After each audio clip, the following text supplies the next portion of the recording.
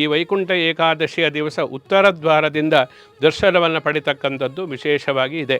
ಅಂದರೆ ಪ್ರತಿ ಯಾವುದೇ ದೇವಾಲಯದಲ್ಲಿ ಪೂರ್ವಕ್ಕೆ ಪ್ರಧಾನ ದ್ವಾರ ಇರುತ್ತೆ. ಆದರೆ ಈ ದಿವಸದಲ್ಲಿ ವೈಕುಂಠ ಏಕಾದಶಿಯಲ್ಲಿ ಅಂದರೆ ಪುಷ್ಯ ಮಾಸದ ಶುಕ್ಲ ಪಕ್ಷದ ಏಕಾದಶಿ 11ನೇ ದಿವಸ ಏನು ಬರುತ್ತೆ ಅದಕ್ಕೆ ನಾವು ಏಕಾದಶಿ ಅಂತ ಹೇಳ್ತೀವಿ. ಅಂದರೆ ಮಾರ್ಗಶಿರ ಮಾಸ ಅಮಾವಾಸ್ಯೆ ಆದ ನಂತರದಲ್ಲಿ ಪುಷ್ಯ ಮಾಸ ಬರುತ್ತೆ.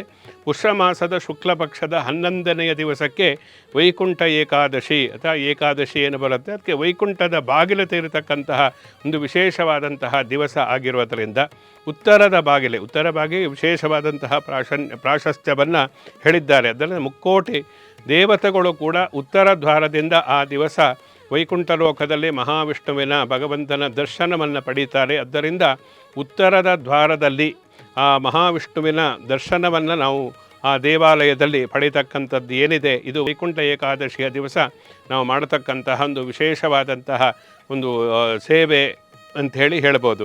ಅದರಿಂದ ಉತ್ತರದ ಸಾಮಾನ್ಯವಾಗಿ ಎಲ್ಲ ದೇವಾಲಯಗಳಲ್ಲಿ ಉತ್ತರದ ದ್ವಾರಕ್ಕೆ ಆ ಭಗವಂತನ